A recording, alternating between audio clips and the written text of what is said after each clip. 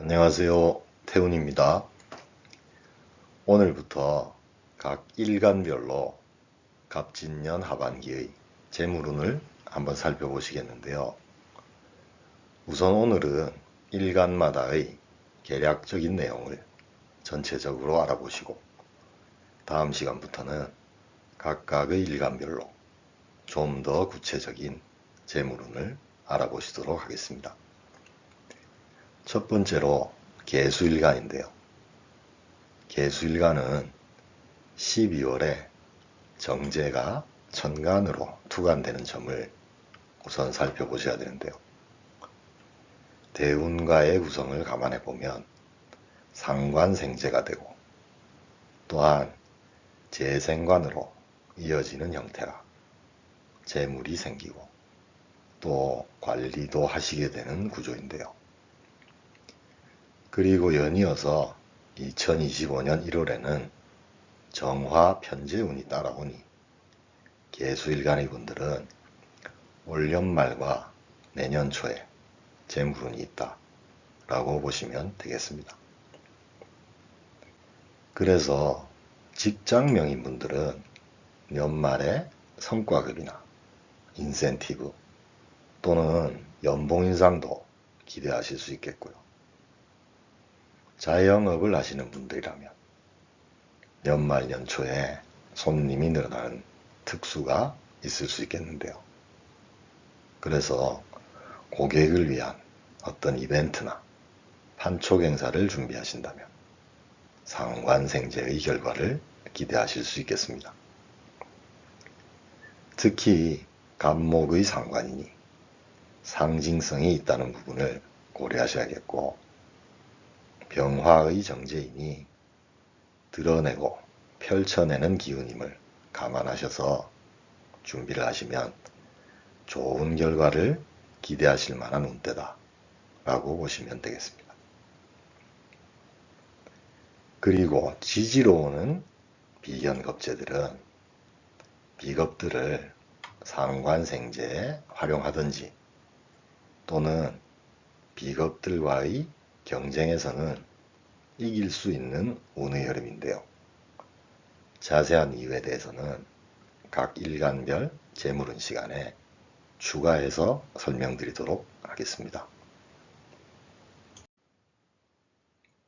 두 번째로 임수일간인데요.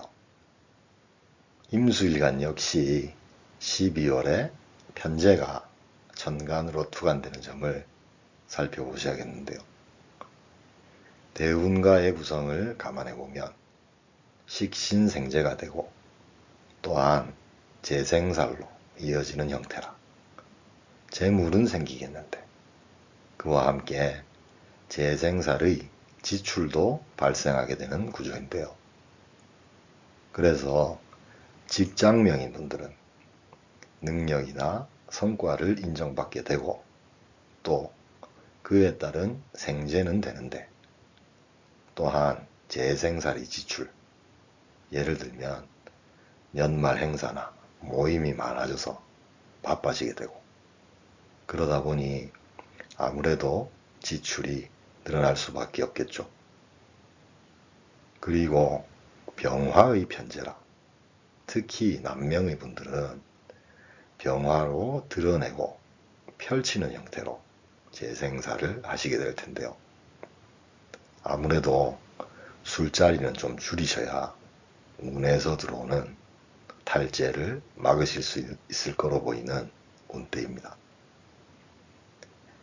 그리고 자영업을 하시는 분들은 편재의 기운으로 생재가 되면서 예를 들어 아무래도 가게를 좀 넓혀야 되겠다 라고 생각하실 수도 있겠는데요. 그런데 12월과 내년 초 1월의 월운이니 운기의 전후를 감안하더라도 대략 3개월 정도의 운기라는 점을 생각하셔야겠는데 그래도 만약 오버하시게 되면 재생살의 탈재 현상도 일어날 수 있음을 꼭 주의하셔야겠습니다.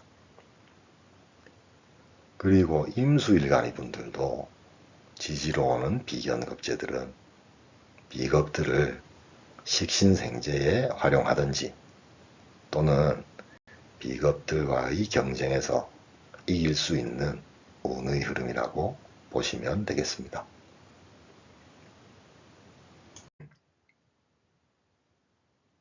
이번에는 신금일간을 한번 보시겠습니다.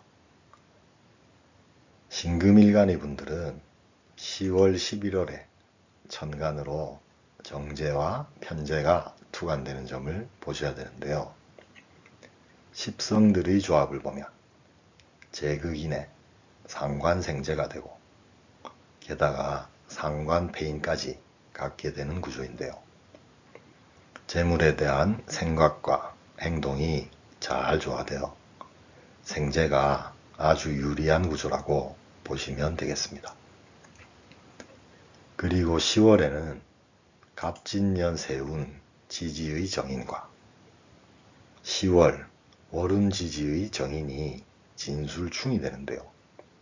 이는 인성인 문서나 자격의 변화 변동을 의미하니 예를 들면 장롱 속에 보관해오던 면허나 장롱 자격 등의 정인이 제극인이 되어 현실적이고 경제적으로 활용할 수 있게 된다.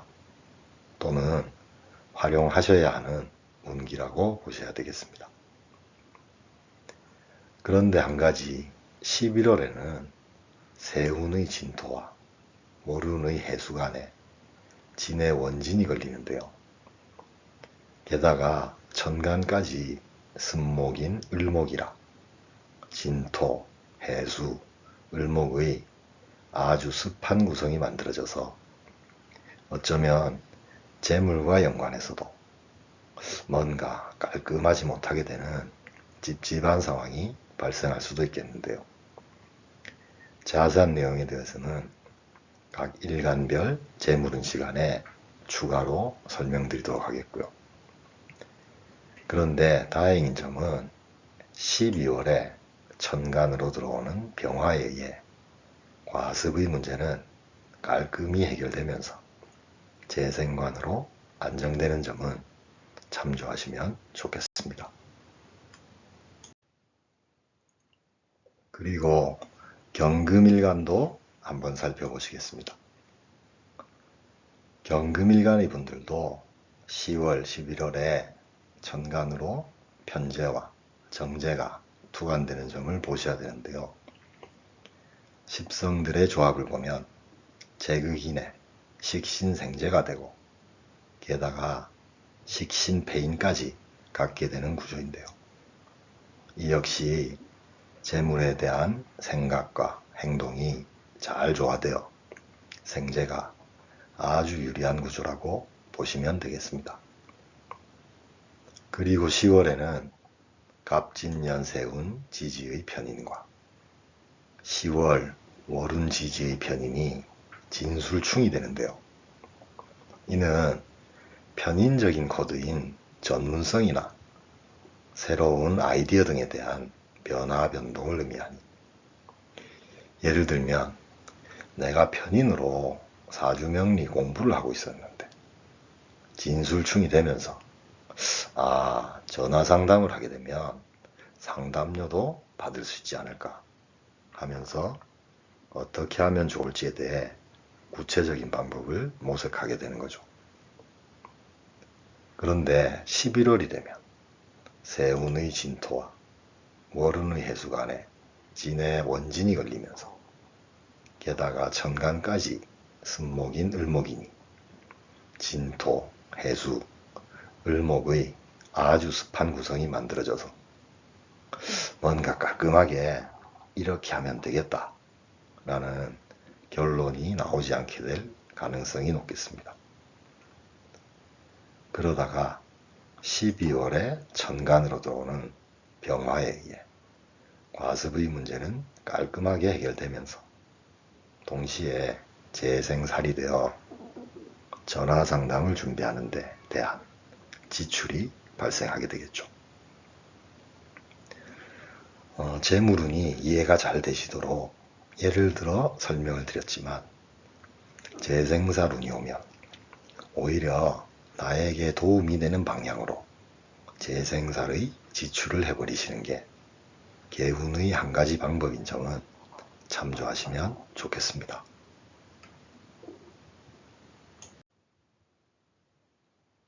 이번에는 기토일간을 한번 보시겠습니다. 기토일간의 분들은 8월 9월에 천간으로 정제와 편제가 투간되는 점을 보셔야 되는데요. 십성들의 조합을 보면 식상생제의 재생관이니 전형적인 식재관의 생재와 재관이 되는 재물에 대해서는 딱 떨어지는 운대라고 보셔도 되겠습니다. 그리고 9월에는 갑진년 세운 지지의 겁재와 9월 월운 지지의 식신이 진유합이 되는데요. 이는 겁재에게 토생금으로 나의 식신을 생하게 하는 구조이니 세운의 겁재를 잘 활용하셔야겠습니다. 그런데 11월에는 정제와 편관의 재생살이 되는데요.